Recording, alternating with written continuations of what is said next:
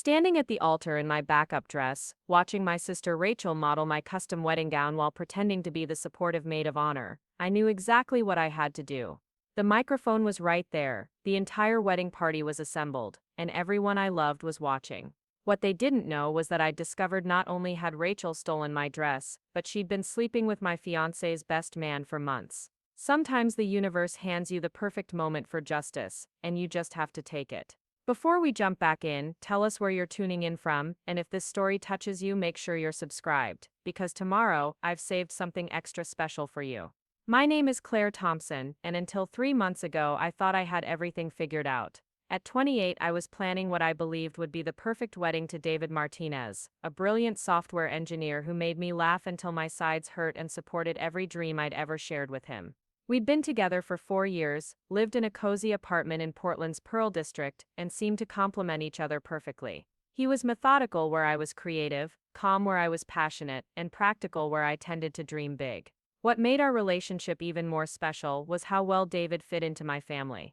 My parents, Linda and Robert Thompson, had welcomed him with open arms from the very beginning. My father, who typically approached my boyfriends with the skepticism of a detective interrogating a suspect, actually enjoyed David's company and would spend hours discussing technology trends and startup strategies. My mother, always the gracious hostess, had declared David a keeper after their first meeting when he'd helped her reorganize her spice cabinet and fix the temperamental garbage disposal without being asked. But perhaps the most surprising acceptance came from my sister Rachel. 2 years younger than me, Rachel had always been the type to find fault with anyone I dated. She had a talent for zeroing in on character flaws that I was too smitten to see, and while it annoyed me at the time, she'd often been right.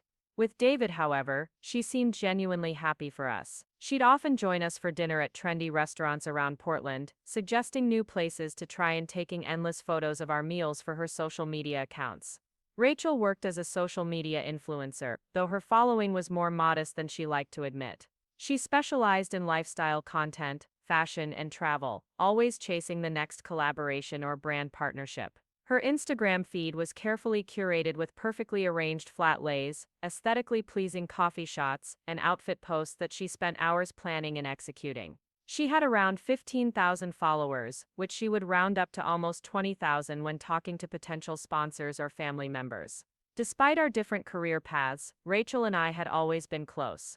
Growing up, we'd shared everything from clothes to secrets, though as adults we'd developed our own distinct styles and social circles. She lived in a trendy studio apartment in the Alberta Arts District, spent her weekends exploring Portland's food scene and attending networking events, and seemed to date a new guy every few months. Her current boyfriend, Tyler Brooks, worked in sales at a tech company and seemed nice enough, though I'd noticed Rachel didn't talk about him with the same enthusiasm she'd shown for previous relationships. My own career was something I kept deliberately understated, especially around Rachel. While I presented myself as a freelance graphic designer, the truth was more complicated. I was actually a co-owner of Thompson and Associates marketing firm, the company my father had built from the ground up 25 years ago. When I'd graduated from art school, he'd offered me a position that started as a design role but gradually evolved into something much more significant. The reason I downplayed my involvement in the family business wasn't shame or false modesty. Rachel had always been sensitive about what she perceived as our parents' favoritism toward me. Throughout our childhood, she'd often complained that I received better opportunities, more attention, or preferential treatment. While I didn't think this was true, I'd learned to minimize discussions about my successes to maintain family harmony. The last thing I wanted was for Rachel to feel like I was flaunting my position at the company, especially when she was working so hard to build her own career from scratch. The marketing firm had grown substantially over the years, evolving from a small local operation to a regional powerhouse with clients throughout the Pacific Northwest. We handled everything from brand development for startups to comprehensive marketing campaigns for established corporations. My role had expanded to include strategic planning, client relations, and creative direction, though I still loved the hands-on design work that had drawn me to the field initially. David knew about my real position at the company, of course, but he was naturally discreet and never brought it up in social situations. He understood my desire to maintain equilibrium with Rachel and respected my decision to present myself as simply working in design. This was just one of the many things I loved about him. He never felt the need to brag about his girlfriend's success or use my family's business connections for his own networking purposes. Our wedding planning had been a joy from the start. We'd chosen Riverside Gardens Event Center, a beautiful venue overlooking the Columbia River, for our ceremony and reception. The space featured floor-to-ceiling windows, exposed wooden beams, and a terrace that offered stunning views of the water and Mount Hood on clear days. We'd visited dozens of venues throughout Portland and the surrounding areas, but the moment we walked into Riverside Gardens, we both knew it was perfect. The guest list included about 120 people, a mix of family, close friends, and colleagues. David's parents were flying in from San Diego, along with his siblings and their families. My extended family would be well represented, including aunts, uncles, and cousins from both sides. We'd also invited several friends from college, co-workers from both of our jobs, and neighbors who had become like family over the years. Working with our wedding planner, Victoria Hayes, had been an absolute pleasure. Victoria had a reputation as one of Portland's premier wedding coordinators, and her attention to detail was legendary among local venues and vendors.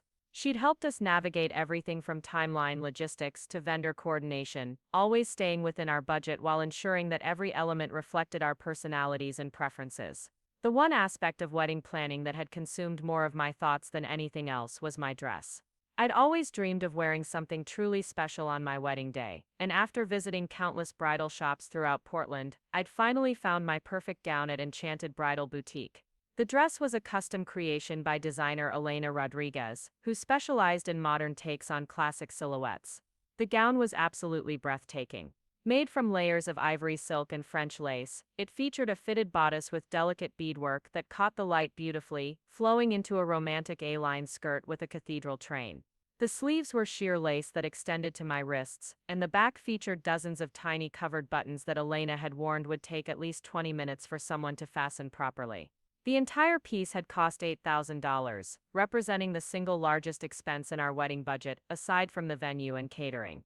I'd brought Rachel with me to several dress appointments, valuing her eye for fashion and photography. She'd been enthusiastic and helpful throughout the process, offering honest opinions about fit, style, and how different options photographed. When I'd finally said yes to Elena's creation, Rachel had been almost as excited as I was, taking photos of me in the dress, and declaring it absolutely perfect for my body type and personal style. The dress required several fittings to achieve the perfect fit, and Elena had been meticulous about every detail. The final fitting was scheduled for 2 weeks before the wedding, with the plan to take the dress home immediately afterward. This timing would allow for any last-minute adjustments, while ensuring the gown stayed pristine leading up to the big day. David and I had also been working with Marcus Bennett, his best man and longtime friend, to coordinate the bachelor and bachelorette party logistics. Marcus was someone David had known since college, a charismatic guy who worked in real estate and had a reputation as Portland's most eligible bachelor. He was undeniably handsome, with the kind of confidence that drew people to him at parties and networking events. While I'd always found him perfectly pleasant, there was something about Marcus that I couldn't quite put my finger on. He seemed to have a different personality depending on his audience, adapting his charm to whatever he thought people wanted to see. Rachel had met Marcus several times at dinner parties and group outings, and they'd always seemed to get along well. Marcus had a way of making everyone feel like the most interesting person in the room, and Rachel clearly enjoyed the attention he paid to her social media content and career aspirations. He would often comment on her Instagram posts with encouraging messages, and had even suggested some potential collaboration opportunities with his real estate clients who were looking for lifestyle content creators. The bachelor party was planned for the weekend before the wedding, with Marcus organizing a camping trip to the Oregon coast for David and 8 of his closest friends. Meanwhile, my bachelorette party would be a wine country weekend in the Willamette Valley, organized by my maid of honor, Natalie Foster, who'd been my roommate in college and remained one of my closest friends. As the wedding date approached, I felt overwhelmed with gratitude for how smoothly everything was falling into place. The vendor coordination was seamless, the weather forecast looked promising, and all of our out-of-town guests had confirmed their travel arrangements. David seemed relaxed and excited, often talking about how much he was looking forward to starting our married life together. We'd already begun house hunting in some of Portland's family-friendly neighborhoods, dreaming about the future we'd build together. Rachel had been incredibly helpful throughout the planning process, offering to handle several small but important tasks. She'd volunteered to coordinate the bridesmaids' dress fittings, manage the welcome bag assembly for out-of-town guests, and serve as a liaison with some of the vendors on the day of the wedding. Her organizational skills and attention to detail made her a natural fit for these responsibilities, and I was grateful to have her support during such a busy time. The bridesmaids' dresses were a beautiful sage green that complemented the late summer color palette we'd chosen for the wedding. Rachel looked stunning in hers, and I'd been looking forward to the photos of all of us together. She'd even offered to handle the final pickup of my wedding dress from Elena's boutique, since my work schedule had become particularly demanding in the weeks leading up to the wedding. Looking back now, I realized there were signs that I should have noticed. Rachel had been asking unusually detailed questions about the wedding timeline, vendor arrival schedules, and the locations where David and I would be getting ready on the morning of the ceremony. She'd also seemed particularly interested in the backup plans we'd discussed with Victoria, asking about alternative dresses I might wear if something happened to my gown. At the time, I'd attributed these questions to her helpful nature and her role as maid of honor. It never occurred to me that her interest might stem from less supportive motivations. Rachel had always been the type of person who liked to be prepared for any situation, and her questions seemed consistent with her desire to ensure everything went perfectly on my wedding day. The week before the wedding, David's bachelor party went off without a hitch. Preparing and narrating this story took us a lot of time, so if you are enjoying it, subscribe to our channel. It means a lot to us. Now back to the story. He returned from the coast relaxed and happy, full of stories about campfires, hiking, and the kind of male bonding that had strengthened his friendships with the guys he'd known for years. Marcus had apparently outdone himself with the planning, organizing activities that perfectly matched David's interests while ensuring everyone had a great time. My bachelorette weekend was equally wonderful. Natalie had booked a charming bed and breakfast in McMinnville, and we'd spent 2 days touring wineries, enjoying spa treatments, and celebrating with a group of women who'd been important to me throughout different phases of my life. The weather had been perfect, the accommodations were lovely, and I'd felt surrounded by love and support as I prepared to take this next step in my life. It was during the drive back from wine country that I received the phone call that would change everything. Rachel called while I was passenger in Natalie's car, ostensibly to check on how the bachelorette party had gone and to confirm some last-minute details about the wedding timeline. The conversation started normally enough, with Rachel expressing excitement about the upcoming ceremony and asking about highlights from our weekend. But then she mentioned something that made my blood run cold. She casually referenced having picked up my dress from Elena's boutique, as planned, but then added that she'd tried it on just to make sure everything looked perfect. She described how beautiful it was, how perfectly it fit, and how excited she was to see me wear it on my wedding day. The problem was, I'd never given Rachel permission to try on my dress. In fact, I'd specifically asked Elena to keep the gown in its protective bag, and to handle it minimally to prevent any damage or staining. The idea of someone else wearing my custom wedding dress, even briefly, felt like a violation that I couldn't quite articulate. But beyond the principle of the matter, something about Rachel's tone during that phone call felt off. She sounded almost guilty, like someone who'd been caught doing something they shouldn't have been doing. When I questioned her about trying on the dress, Rachel quickly backtracked, claiming she'd only held it up to herself in front of the mirror to make sure there were no obvious flaws or damage from transport. She laughed off my concern, saying she would never actually put on my wedding dress, and that she understood how important it was to me.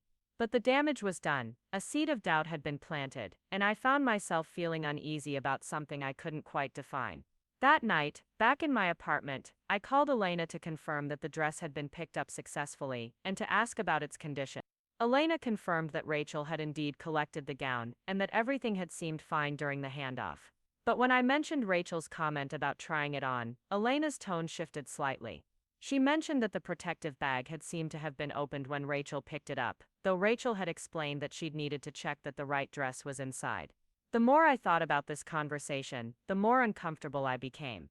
Elena was notoriously careful about her gowns, and the idea that the bag had been opened seemed inconsistent with her usual protocols. Combined with Rachel's strange behavior during our phone call, I began to feel like something wasn't quite right. That feeling intensified over the next few days, as I noticed other small things that seemed off about Rachel's behavior. She was being unusually secretive about her phone, quickly closing text messages when I was around and taking calls in private. She'd also been spending more time away from her apartment, claiming to be running wedding-related errands that seemed to take much longer than they should have. When I tried to discuss these observations with David, He gently suggested that I might be experiencing pre-wedding stress and reading too much into normal behavior. He pointed out that Rachel had been nothing but supportive throughout our relationship and that she seemed genuinely excited about our wedding. He encouraged me to focus on the positive aspects of our upcoming celebration, rather than worrying about minor details that probably had innocent explanations. David's reassurance helped somewhat, but I couldn't shake the feeling that something important was happening just outside my awareness. It was like having a word on the tip of your tongue that you couldn't quite remember, or noticing that a room felt different without being able to identify what had changed. The night before our wedding, during the rehearsal dinner at a cozy Italian restaurant in the Pearl District, I found myself studying Rachel's interactions with the wedding party more carefully than usual. She seemed nervous in a way that went beyond normal pre-wedding excitement, and I noticed her exchanging glances with Marcus that seemed charged with some kind of meaning I couldn't interpret. But it was the morning of the wedding when everything would finally become clear, setting in motion a chain of events that would transform what was supposed to be the happiest day of my life into something I could never have imagined. The morning of my wedding dawned crisp and clear, with golden September sunlight streaming through the windows of the bridal suite at Riverside Garden. I should have been feeling nothing but pure joy and anticipation, but instead, an odd sense of unease had settled in my stomach like a stone. Natalie was bustling around the room, organizing makeup supplies and steaming the bridesmaids' dresses, while my mother fussed over the breakfast spread that Victoria had arranged for our getting ready session. Rachel had texted early that morning saying she was running slightly behind due to a hair appointment that was taking longer than expected, but that she'd be arriving with my dress within the hour. This delay felt strange, since we'd specifically scheduled extra time for getting ready, and Rachel was usually punctual to a fault when it came to important events. But with so many moving pieces on a wedding day, I tried to push down my growing anxiety and focus on enjoying these precious moments with my closest friends and family. Victoria appeared in the doorway, with her signature calm efficiency, carrying a steaming cup of coffee and her ever-present planning binder. She'd been checking items off her timeline since 6 in the morning, coordinating with florists, photographers, and catering staff to ensure everything proceeded seamlessly. Her presence always had a soothing effect on me, and I was grateful to have someone so competent managing the countless details that could easily overwhelm a bride on her wedding day. The photographer, a talented woman named Sarah, who specialized in candid emotional wedding photography, had been quietly documenting our morning preparations. She moved through the room like a whisper, capturing intimate moments between my mother and me, candid laughter between the bridesmaids, and the quiet anticipation that filled the space. I'd specifically requested that she focus on genuine emotions rather than posed shots, wanting our wedding album to tell the real story of the day. As we waited for Rachel's arrival, Natalie helped me into my silk robe and began working on my hair. We'd decided on a romantic updo with loose pieces framing my face, a style that would complement both my dress and the cathedral-length veil that had belonged to my grandmother. Natalie had practiced this hairstyle twice during our trial runs, and her confident movements with the curling iron and bobby pins helped calm my nerves. My mother sat nearby, occasionally offering gentle suggestions, but mostly just watching with the kind of maternal pride that made my heart swell. She'd been emotional all week, frequently tearing up during casual conversations about the wedding or my future with David. This morning she seemed determined to hold herself together, but I could see the happiness radiating from her face as she watched me prepare for this milestone. When Rachel finally arrived at the bridal suite, she burst through the door with characteristic energy, carrying a large garment bag, and apologizing profusely for her tardiness. She looked absolutely stunning, with her hair and makeup already perfectly done, wearing the sage green bridesmaid dress that complemented her complexion beautifully. But there was something in her expression that I couldn't quite read, a kind of heightened excitement that seemed different from typical wedding day enthusiasm. She immediately began gushing about how incredible I was going to look in my dress, how perfect the day was going to be, and how emotional she'd gotten during her drive over while thinking about her big sister getting married. Her words were exactly what I would have expected to hear, but something about her delivery felt rehearsed, as if she'd been practicing these sentiments during her drive to the venue. Rachel carefully hung the garment bag on the designated hook that Victoria had prepared, treating it with an exaggerated reverence that struck me as performative.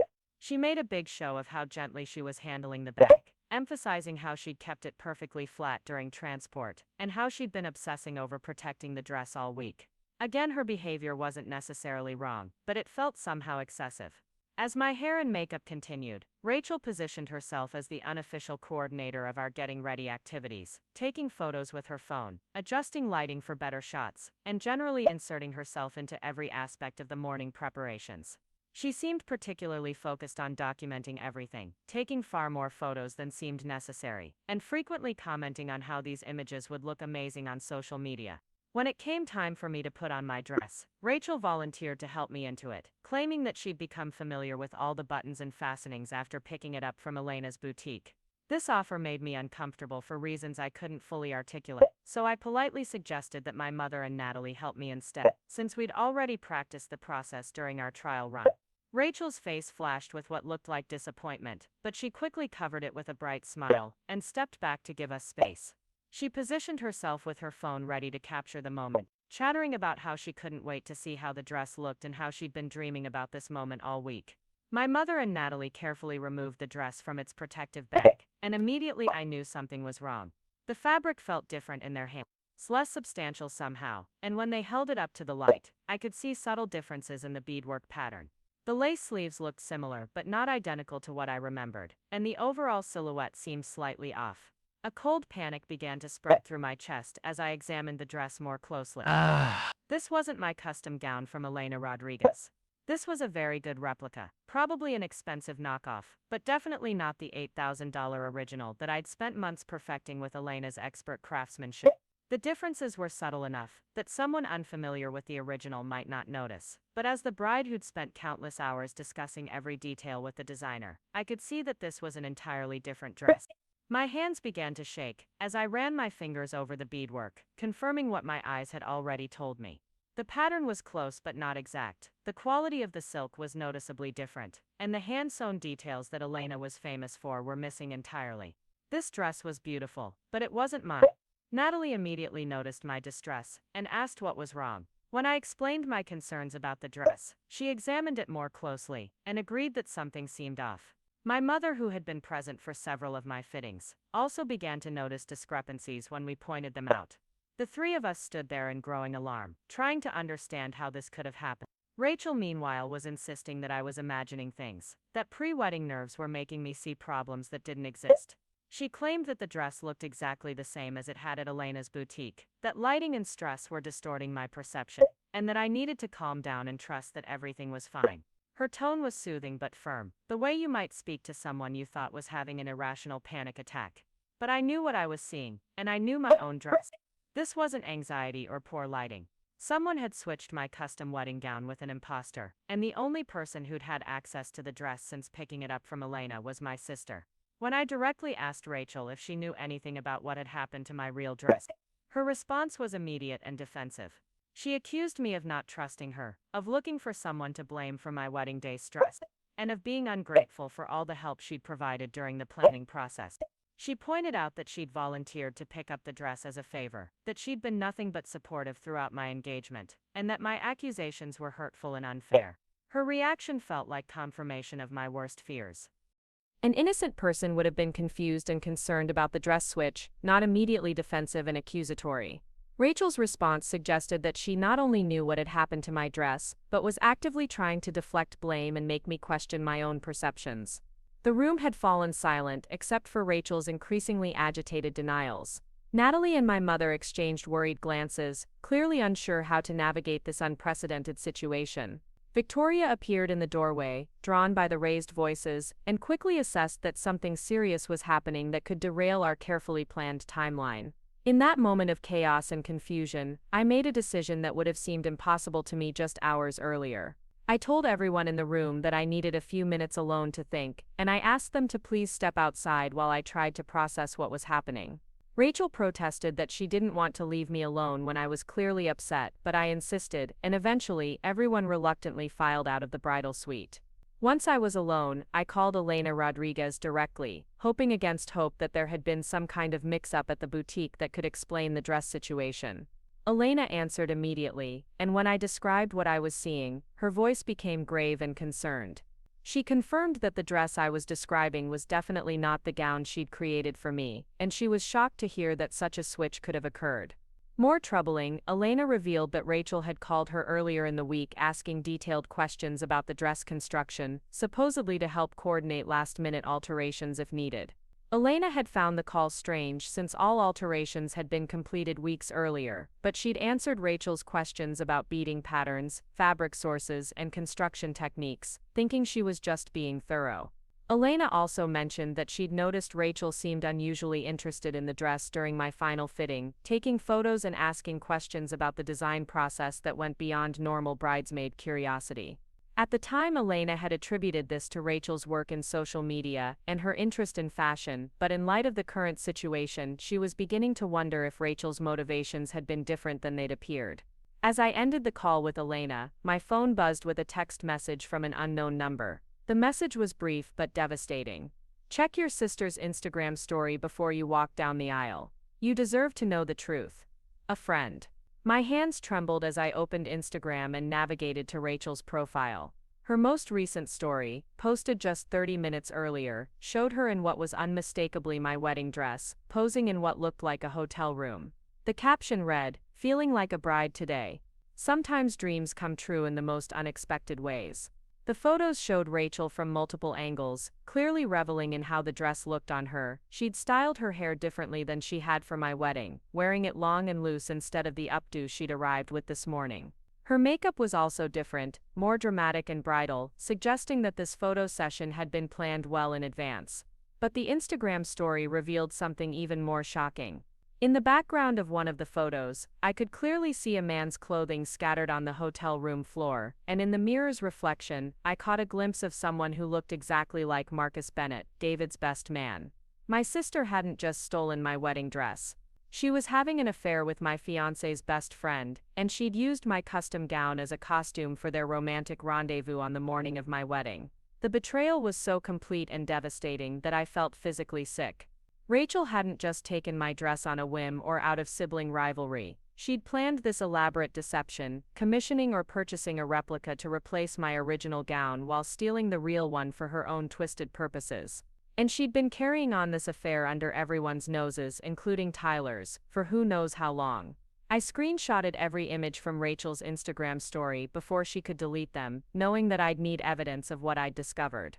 My mind was racing with questions about how long this had been going on, whether David knew anything about Marcus's infidelity, and how many other people had been deceived by Rachel's performance as the supportive sister and loyal girlfriend. The timeline of Rachel's recent behavior suddenly made perfect sense. Her secretive phone calls, her unusual interest in wedding details, her eagerness to handle tasks that gave her access to information about schedules and locations.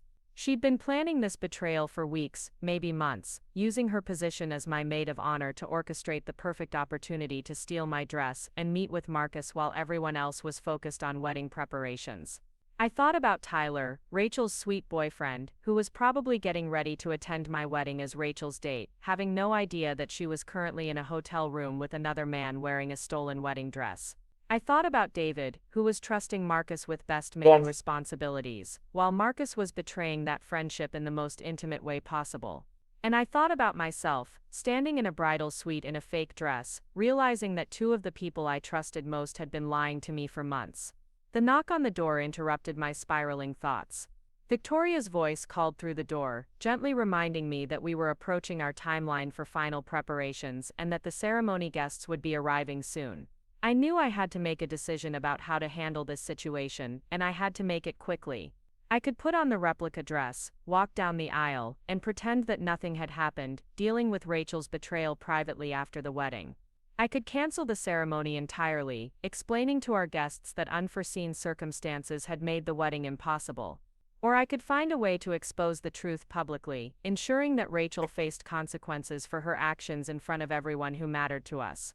As I stared at my reflection in the bridal suite mirror, wearing a silk robe and holding my phone with screenshots of my sister's betrayal, I realized that the choice was already made. Rachel had decided to make her affair public by posting about it on social media, even if she thought she was being subtle. She'd stolen from me, lied to everyone who loved her, and betrayed multiple relationships simultaneously. If Rachel wanted to play games with my wedding day, I was going to make sure she understood exactly what kind of game she'd started, and I was going to win.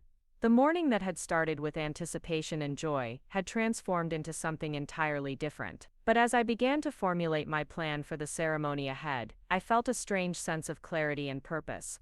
Rachel had underestimated me, assuming I would be too shocked or too concerned with appearances to fight back. She was about to learn exactly how wrong she was.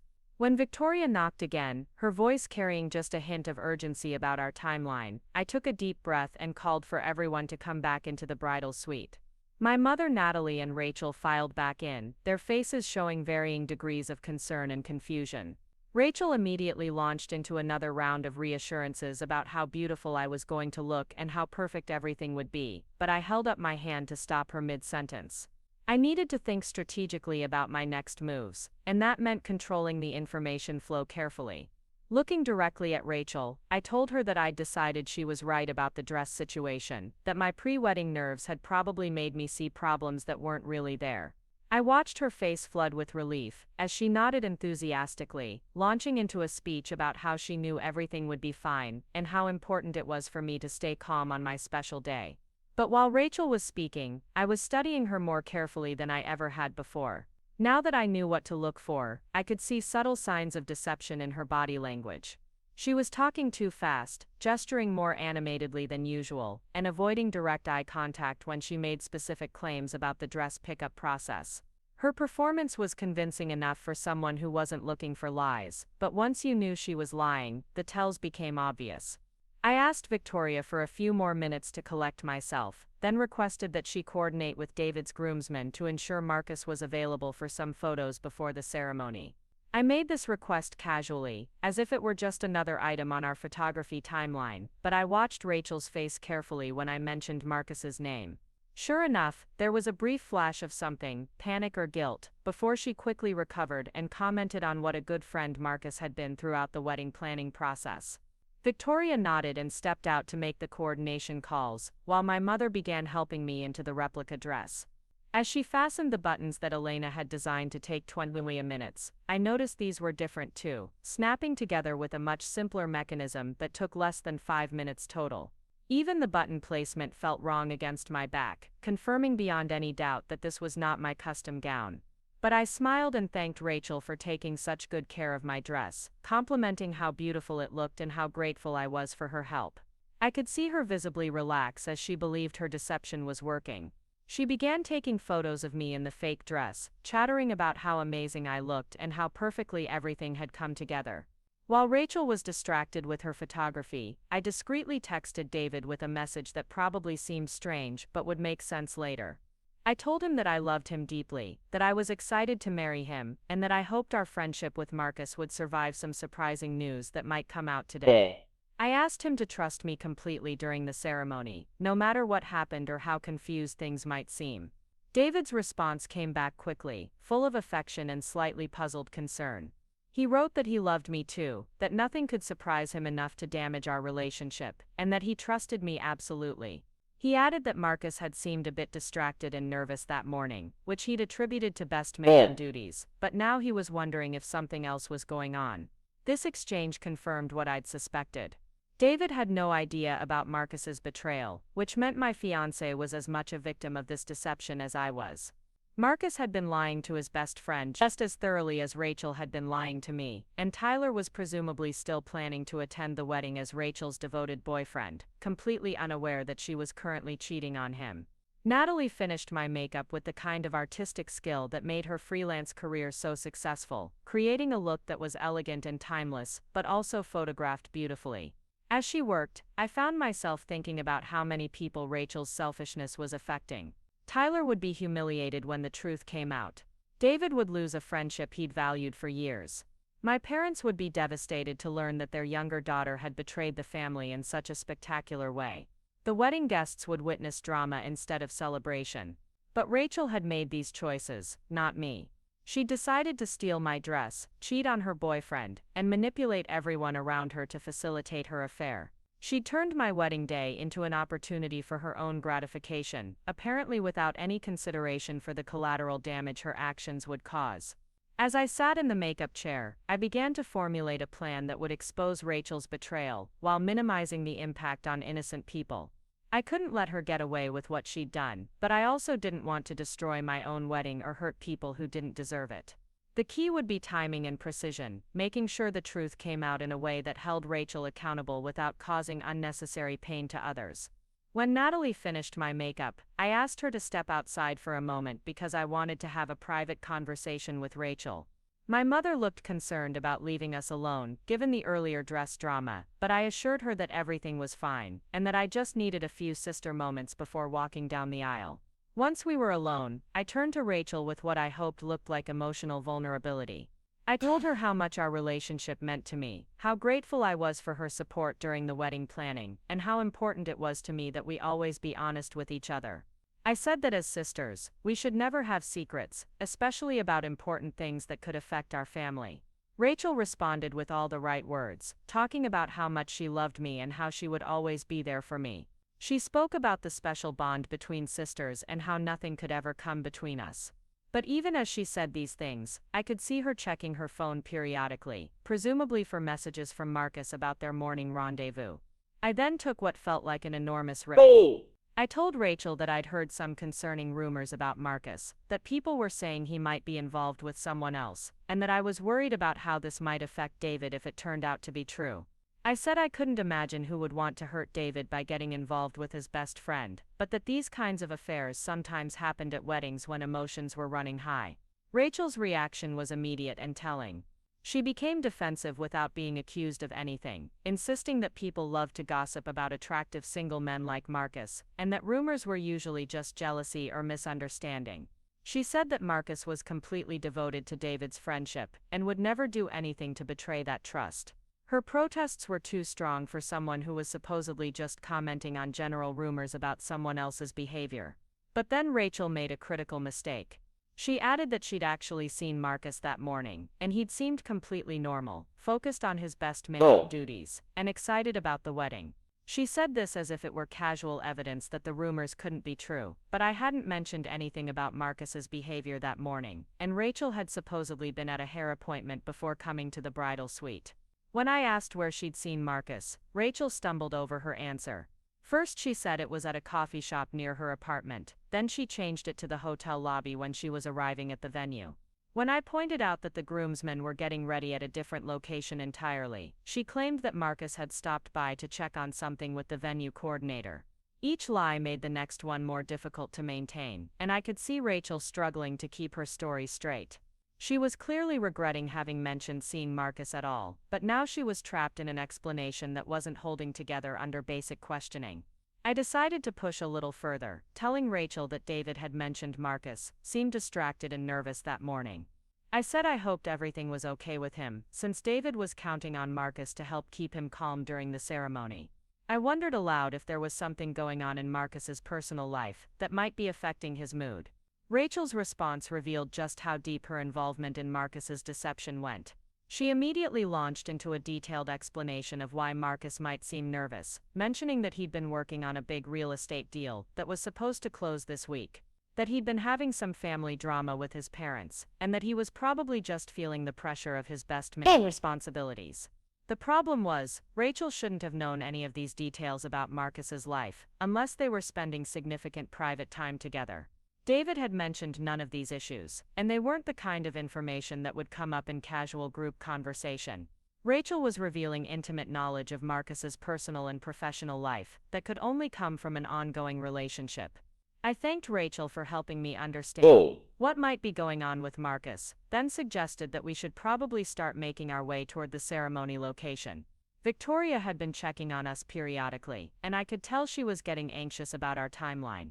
The guests would be arriving soon, and we needed to coordinate the final details with the photography team. As we prepared to leave the bridal suite, I made one final test of Rachel's honesty. I mentioned that I'd gotten a strange text message earlier from an unknown number, something about checking social media before the ceremony, and I wondered if she'd gotten anything similar. I said it was probably just spam, or someone trying to cause drama, but it had made me curious about whether other people were getting weird messages. Rachel's face went completely pale, and she immediately began talking about how social media could be so toxic on important days, how people sometimes tried to ruin special occasions for no reason, and how I should definitely ignore any strange messages or posts. She said that some people couldn't stand to see others happy and would try to create problems where none existed. Her reaction confirmed what I already knew.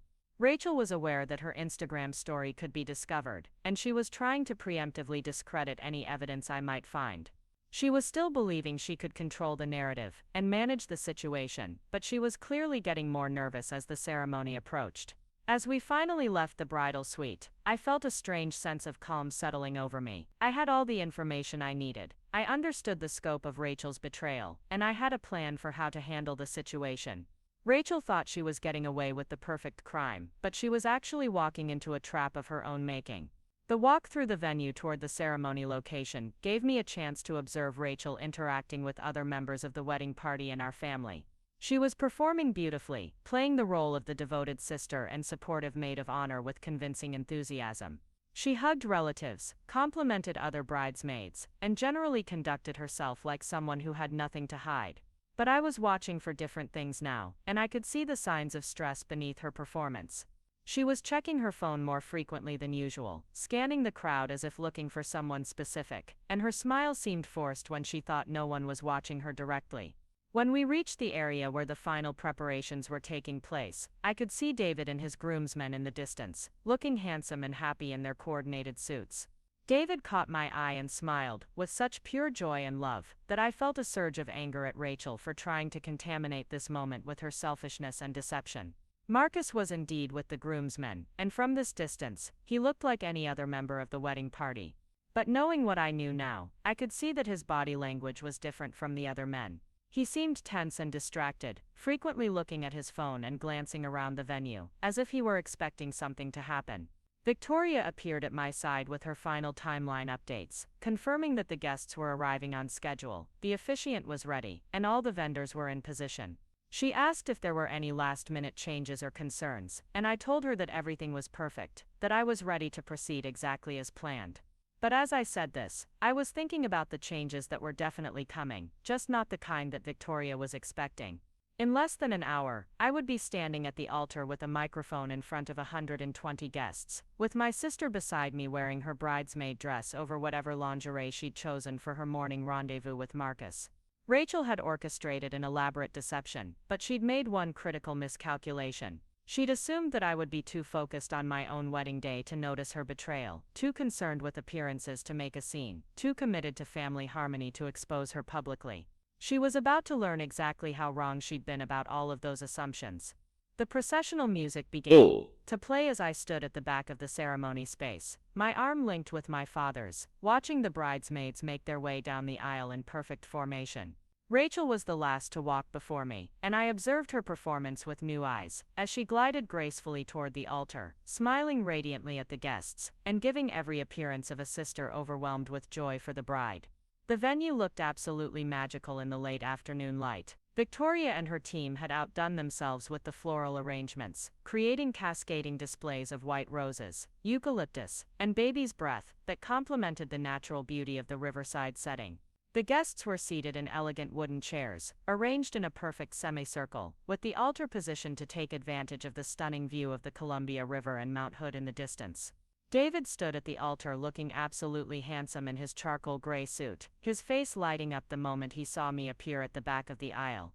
The love and anticipation in his expression made my heart ache with both joy and anger. Joy because I was about to marry this wonderful man, who had never given me reason to doubt his loyalty or love. Anger because people we both trusted had been deceiving us for months, turning our wedding day into the backdrop for their betrayal.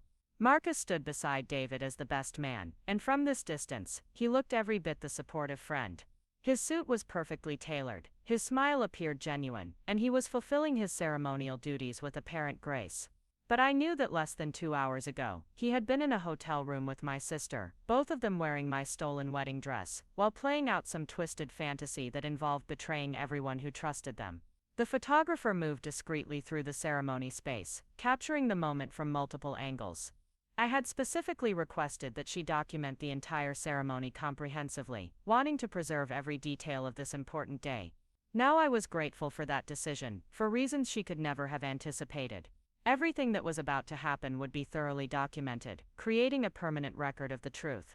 As my father and I began our walk down the aisle, I felt a supernatural calm descend over me. The months of wedding planning, the morning's shocking discoveries, and the afternoon's strategic preparations had all led to this moment. I had spent the last few hours gathering evidence, testing loyalties, and formulating a plan that would expose Rachel's betrayal, while protecting the innocent people who had been caught in her web of deception. The guests rose to their feet as I passed, their faces glowing with happiness and celebration.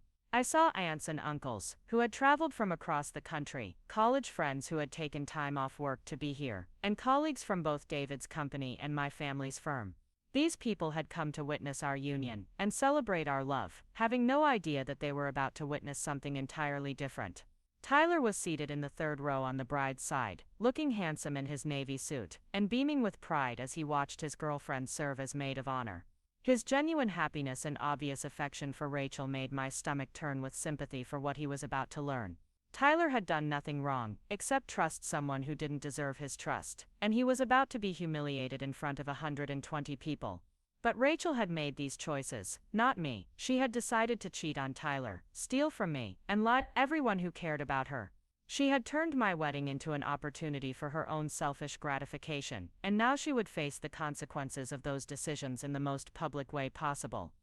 As I reached the altar and my father placed my hand in David's, I felt the weight of the moment settling around us. The officiant, a family friend named Pastor Williams who had known our family for years, began the ceremony with warm words about love, commitment, and the sacred nature of marriage. His voice carried across the venue with the kind of authority that commanded attention from every guest. David's hands were warm and steady as he held mine, his eyes never leaving my face as Pastor Williams spoke about the journey that had brought us to this moment. I could see in his expression the complete trust and love that had made me fall for him in the first place, and I felt a fierce protectiveness toward our relationship rise up in my chest. Rachel and Marcus had tried to contaminate our wedding day with their betrayal, but they would not succeed in damaging what David and I had built together. The traditional wedding ceremony proceeded normally through the opening remarks and the first readings. Rachel stood beside me in her sage green dress, occasionally dabbing at her eyes with a tissue as if she were overcome with emotion at witnessing her sister's wedding. Her performance was flawless, showing exactly the right balance of joy and sentiment that guests would expect from a devoted maid of honor. But I noticed things about Rachel that no one else would have reason to observe. She was more fidgety than usual, frequently adjusting her bouquet and glancing toward Marcus during moments when the attention was focused elsewhere. Her smile seemed strained around the edges, and she was breathing more rapidly than someone who was simply emotional about a wedding ceremony. Marcus, meanwhile, was fulfilling his best man duties with professional competence while showing subtle signs of the same nervousness that Rachel was displaying. He held the rings securely, stood in perfect position, and smiled appropriately during the ceremony's lighter moments. But his eyes kept drifting toward Rachel in a way that would seem natural to casual observers, but carried an intimacy that I could now recognize for what it was. When Pastor Williams reached the portion of the ceremony where he traditionally invited anyone with objections to speak or forever hold their peace, I felt my heart rate spike with anticipation. This was the moment I had been waiting for, the opportunity that Rachel herself had created by posting her Instagram story and stealing my dress. But instead of waiting for someone else to object, I was going to seize control of the narrative myself. Pastor Williams had just begun to speak the familiar words when I stepped forward slightly and spoke in a clear voice that carried across the entire venue. I told him that I had something important to share with everyone before we continued with the vows, something that needed to be addressed before David and I could honestly commit to spending our lives together. The confusion on David's face was immediate and genuine, but he squeezed my hands in a gesture of support and trust that made me love him even more. Pastor Williams looked uncertain about this departure from the traditional ceremony structure, but he nodded for me to continue, apparently trusting that I had good reasons for this unusual request. I turned slightly to address the assembled guests, my voice steady and clear as I explained that I had discovered something that morning that threatened the foundation of trust and honesty that marriage was supposed to represent. I said that before David and I could pledge to be faithful to each other, we needed to address the fact that some people in our wedding party had already proven that such pledges were meaningless to them. The guests were completely silent, clearly confused about what was happening but sensing that something significant was unfolding. I could see my parents in the front row, their faces showing alarm and bewilderment as they tried to understand what I was talking about. David's parents looked equally confused, while various friends and relatives throughout the venue were exchanging puzzled glances. Rachel's face had gone completely white, and she was staring at me with an expression of growing horror as she began to realize that her carefully constructed deception was about to be exposed. Marcus was also looking increasingly panicked, though he was trying to maintain his composure for the sake of appearances. I explained to the guests that I had discovered that morning that my custom wedding dress had been stolen and replaced with a replica, that the theft had been carried out by someone I trusted completely, and that this same person had been conducting a secret affair that betrayed multiple relationships simultaneously. I said that I couldn't stand at this altar and pledge faithfulness while remaining silent about such a profound betrayal of trust. At this point, Rachel tried to interrupt, stepping forward and claiming loudly that I was confused, that pre-wedding stress was making me imagine problems that didn't exist, and that everyone should ignore what I was saying. Her voice was shrill with panic, and her attempt to discredit me only served to draw more attention to her obvious distress. But I was prepared for this response. I pulled out my phone and announced that I had evidence of everything I was claiming, evidence that had been provided by the perpetrators themselves through their own carelessness and arrogance. I explained that I was going to share this evidence with everyone present so that they could judge for themselves whether my accusations had merit. The first thing I showed was the Instagram story that Rachel had posted that morning, projecting the images onto the large screen that had been set up for displaying photos during the reception. The photos of Rachel in my stolen wedding dress appeared larger than life for everyone to see, accompanied by her caption about feeling like a bride and dreams coming true in unexpected ways. The collective gasp from the guests was audible across the entire venue. My mother's hand flew to her mouth in shock, while my father's face darkened with anger as he processed what he was seeing. Tyler stood up from his seat, his face a mask of confusion and growing rage as he stared at the images of his girlfriend in another woman's wedding dress. But the most damning evidence was still to come. I zoomed in on the background details of Rachel's photos, pointing out the man's clothing scattered on the hotel room floor, and the reflection in the mirror that clearly showed Marcus Bennett. I explained that these photos had been taken that morning, while David and I were preparing for our wedding, while Tyler was getting ready to attend as Rachel's devoted boyfriend, and while Marcus was supposed to be fulfilling his duties as David's best man. The revelation hit the guests like a physical blow. David's face went through a rapid progression of emotions, from confusion to understanding to fury, as he realized that his best friend had betrayed him in the most intimate way possible. Marcus tried to step forward and deny everything, but his protests sounded hollow in the face of photographic evidence. Tyler had moved into the aisle and was staring at Rachel with an expression of complete devastation. The man who had been glowing with pride just minutes earlier now looked like someone whose entire world had collapsed around him. His voice cracked as he demanded to know how long the affair had been going on and whether anything about their relationship had been real. Rachel's composure finally shattered completely. She began sobbing and claiming that the photos were taken out of context, that she had only tried on the dress to make sure it was perfect for me, and that Marcus had just happened to be at the Sim Hotel for legitimate reasons. Her explanations were desperate and incoherent, contradicting each other and making no logical sense. I then revealed the final piece of evidence that made Rachel's denials impossible to maintain.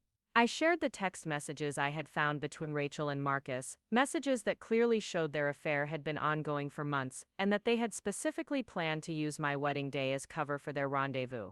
The messages referenced stealing my dress, discussed their excitement about their wedding day roleplay, and included explicit details about their relationship that left no room for innocent interpretation. The wedding guests were now witnessing a complete meltdown of the ceremony they had come to celebrate. Rachel was crying hysterically, while trying to defend the indefensible. Marcus was attempting to damage control by claiming the text messages were fake or taken out of context. Tyler was demanding answers from Rachel while clearly fighting back tears of his own.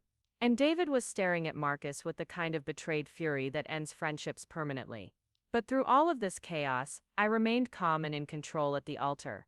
I had exposed the truth, protected my relationship with David, and ensured that Rachel and Marcus would face consequences for their actions. The wedding ceremony could not continue as planned, but that was a sacrifice I was willing to make to preserve my integrity and self-respect. Pastor Williams, clearly out of his depth in this unprecedented situation, attempted to restore some kind of order to the proceedings. He suggested that perhaps we should take a break to allow everyone to process what had been revealed, and that we could reconvene when emotions had settled somewhat. But I had one final statement to make before stepping away from the altar. I turned to address David directly, telling him that I loved him completely and wanted to spend my life with him, but that I could not enter marriage while surrounded by people who had betrayed our trust so thoroughly. I suggested that we postpone our ceremony until we could gather again with only people who genuinely supported our relationship and respected the sacred nature of the commitments we were making. David's response was immediate and wholehearted. He pulled me into his arms and told me that he loved me more than ever for having the courage to expose the truth, even at the cost of our wedding ceremony. He said that he would rather marry me in a courthouse with 2 witnesses than have our special day contaminated by the presence of people who had proven themselves unworthy of our trust. The guests began to disperse in small groups, some offering words of support, others simply too shocked to know what to say. My parents approached the altar with expressions of pride mixed with anger, telling me that they were proud of my strength while expressing their fury at Rachel's betrayal. David's parents offered similar sentiments, thanking me for protecting their son from further deception. Rachel and Marcus found themselves increasingly isolated as the truth of their actions sank in with the wedding guests. Tyler had stormed out of the venue entirely, unable to bear being in the same space as Rachel for another moment. Other guests were giving the guilty parties a wide berth, clearly uncomfortable with being associated with such a spectacular betrayal. As the altar area cleared, and the chaos of the collapse ceremony settled into an uncomfortable quiet, I stood hand in hand with David, knowing that we had made the right choice. Our wedding day had not gone as planned, but our relationship had emerged stronger and more honest than ever before. Rachel's attempt to steal my special day had ultimately backfired in the most complete way possible, exposing her own character while strengthening the bond between David and me that she had tried to undermine. The days following the collapsed wedding ceremony passed in a surreal blur of phone calls, explanations, and unexpected consequences. Victoria had handled the immediate logistics with her characteristic professionalism, coordinating with vendors to minimize financial losses, and ensuring that the reception space was cleared without further drama. The catering team had redirected the wedding dinner to a local homeless shelter, turning what could have been a complete waste into something positive for the community. My parents had insisted that David and I stay at their house for the first few days after the ceremony, creating a protective bubble where we could process everything that had happened without dealing with constant questions from well-meaning friends and relatives. Their support during this time revealed the depth of their character and their genuine affection for David, treating him not as an almost son-in-law but as a true member of our family who had been wronged alongside me. The immediate fallout from Rachel's exposure had been swift and comprehensive. Within hours of the ceremony's collapse, word had spread throughout our extended family and social circles, creating a ripple effect of shock and disappointment that seemed to touch everyone who had known Rachel personally. My aunts and uncles were calling my parents with expressions of disbelief, having trouble reconciling the Rachel they thought they knew with the person capable of such calculated betrayal. Tyler had disappeared from Portland entirely, apparently taking time off work to visit family in another state, while he processed the end of his relationship with Rachel. Through mutual friends, I learned that he had been devastated not just by the discovery of Rachel's affair, but by the realization that their entire relationship had been built on lies. He had been planning to propose to Rachel within the next few months, having already purchased an engagement ring, and discussed potential wedding dates with his family. The theft of my wedding dress had legal implications that I hadn't initially considered. Elena Rodriguez had contacted me personally to express her outrage at Rachel's actions and to offer her assistance with any legal proceedings I might choose to pursue. The dress represented not just $8,000 in monetary value, but also Elena's reputation and artistic integrity. She made it clear that she would testify in any legal proceeding about the dress's authenticity and the circumstances surrounding its creation and theft. Marcus had attempted to reach out to David several times in the days following the ceremony, sending lengthy text messages that alternated between apologies and attempts to justify his actions. David showed me these messages, and they revealed a level of entitlement and self-deception that was almost breathtaking in its scope. Marcus claimed that his feelings for Rachel were genuine, that their connection was deeper than physical attraction, and that he hoped David would eventually understand and forgive him. What made Marcus's messages particularly infuriating was his apparent belief that his feelings somehow excused his behavior. He wrote about how difficult it had been to hide his emotions, how much he had struggled with his loyalty to David versus his attraction to Rachel, and how he had hoped their affair could remain secret to avoid hurting anyone. He seemed genuinely confused about why David was so angry, as if emotional conflict justified betrayal and deception. David's response to these messages was to block Marcus's number entirely, and to instruct his other friends that he never wanted to hear Marcus's name mentioned again. The friendship that had lasted over a decade was severed completely, with David expressing no interest in understanding Marcus's motivations or accepting his apologies. Some of David's friends had initially suggested that he might eventually want to hear Marcus out, but David's position was absolute and final. Rachel's situation was more complicated because she was family, but my parents' response had been unequivocal in its condemnation of her actions. My father, who had always been protective of both his daughters, was particularly angry about the calculated nature of Rachel's deception. He kept saying that he could have understood a moment of weakness or poor judgment, but that the level of planning and manipulation Rachel had employed was unforgivable. My mother had been heartbroken by the discovery that Rachel had been lying to the family for months, using her position as maid of honor to orchestrate her betrayal. She kept asking herself what she had missed, what signs she should have noticed, and whether she had somehow failed as a parent. David and I spent considerable time reassuring her that Rachel's choices were her own responsibility, and that loving parents couldn't prevent their adult children from making destructive decisions. The most immediate practical concern was recovering my actual wedding dress. Rachel had initially refused to return it, claiming that she had borrowed it rather than stolen it, and that she would give it back when she was ready. This position became untenable when my father threatened to involve the police and Elena Rodriguez offered to provide documentation proving the dress's ownership and value. Eventually, Rachel agreed to meet at my parents' house to return the dress, though she insisted on having Tyler's sister present as a witness, apparently fearing that we might try to pressure her into admitting more than she was prepared to acknowledge. The meeting was tense and uncomfortable, with Rachel maintaining her position that everything had been blown out of proportion, and that she was being unfairly punished for a momentary lapse in judgment. When Rachel finally produced my wedding dress, it was clear that it had been worn multiple times since the original theft. There were subtle stains and wrinkles that suggested she had been using it for purposes beyond the single hotel room encounter that the Instagram photos had documented. Elena later confirmed that the dress would require professional cleaning and possibly some minor repairs to restore it to its original condition. During this confrontation, Rachel attempted to justify her actions by claiming that she had always been overshadowed by me, that our parents had always favored me, and that stealing my dress had been a way of experiencing what it felt like to be the special one for once. This explanation was so psychologically immature and self-serving that it actually made her betrayal seem worse rather than more understandable. My father's response to Rachel's justification was coldly furious. He pointed out that she had been given every opportunity to succeed in her own right, that our parents had supported her career choices and relationships equally, and that her perception of favoritism existed primarily in her own mind. He told her that instead of working to build her own special moments, she had chosen to destroy someone else's, revealing a character flaw that went far deeper than sibling rivalry. The conversation ended with Rachel storming out of the house, claiming that she was the real victim in the situation, and that everyone was being too harsh in their judgment of her actions. She said that she and Marcus truly loved each other, and that everyone would eventually understand that their relationship was worth the temporary pain it had caused. Her complete lack of genuine remorse or accountability made it clear that any hope of reconciliation would require fundamental changes in her character that seemed unlikely to occur. In the weeks that followed, David and I began planning a new wedding ceremony that would reflect the lessons we had learned from the first attempt. We decided on a much smaller gathering, limiting the guest list to people we trusted completely, and whose presence would genuinely contribute to the joy of the occasion. The new ceremony would be held at my parents' house, with Pastor Williams officiating, and only our closest family members and friends in attendance. Elena Rodriguez had insisted on creating a new wedding dress for me at no charge, saying that my original gown had been contaminated by Rachel's actions, and that I deserved to walk down the aisle in something that had never been touched by betrayal. She designed a completely different style that was equally beautiful but distinctly mine, ensuring that there would be no negative associations with my wedding attire.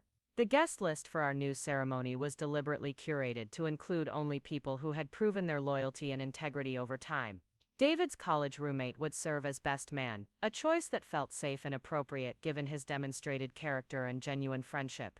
My college roommate Natalie would remain as maid of honor, having been a source of unwavering support throughout the entire ordeal. One of the most surprising developments in the aftermath of the collapse ceremony was the response from our professional communities.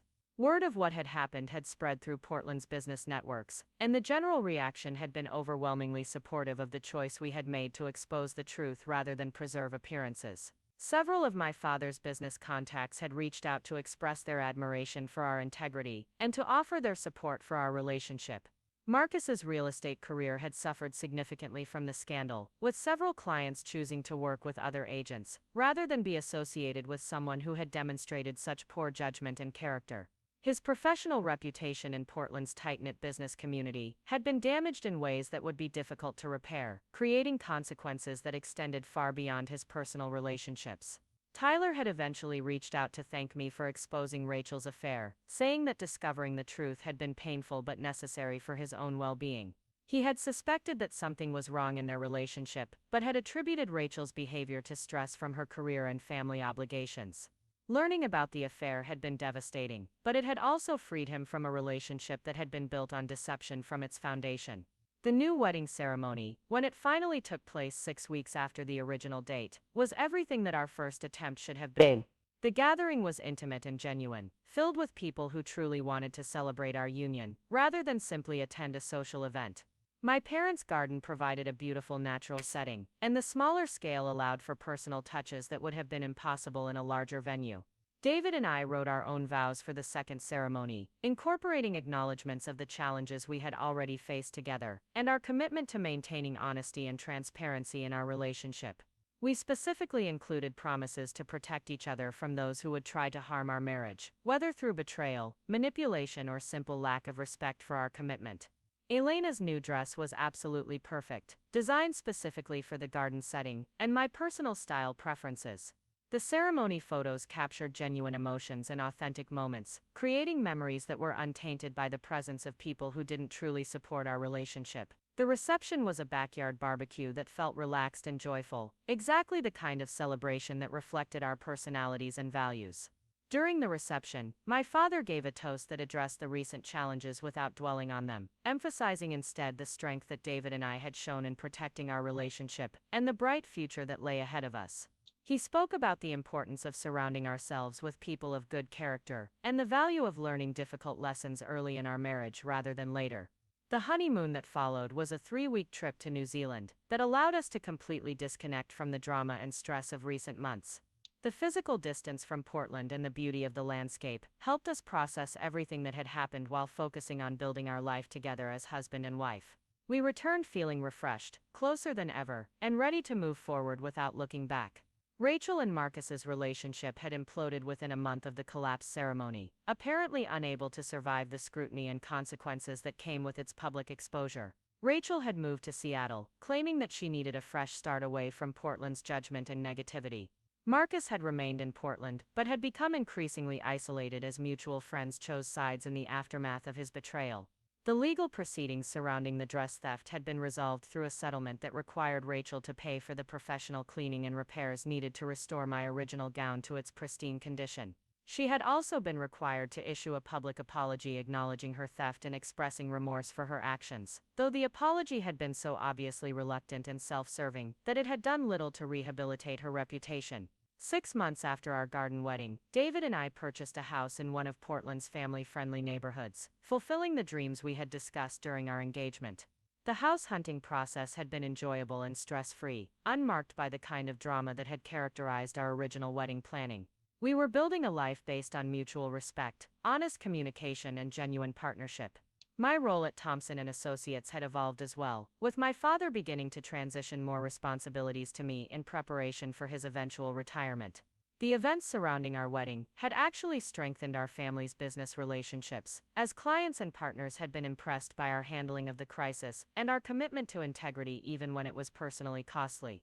David's career had also flourished in the months following our marriage, with his startup securing additional funding and expanding their team significantly. The experience of having his trust betrayed by Marcus had made him more cautious about new relationships, but also more appreciative of the genuine friendships in his life. Looking back on everything that had happened, I realized that Rachel's betrayal had ultimately strengthened rather than weakened my relationship with David, and revealed truths about people's characters that we might not have discovered until much later. The pain and drama of the collapse ceremony had been intense but temporary, while the insights we had gained about loyalty, integrity, and the importance of choosing the right people to surround ourselves with would last a lifetime.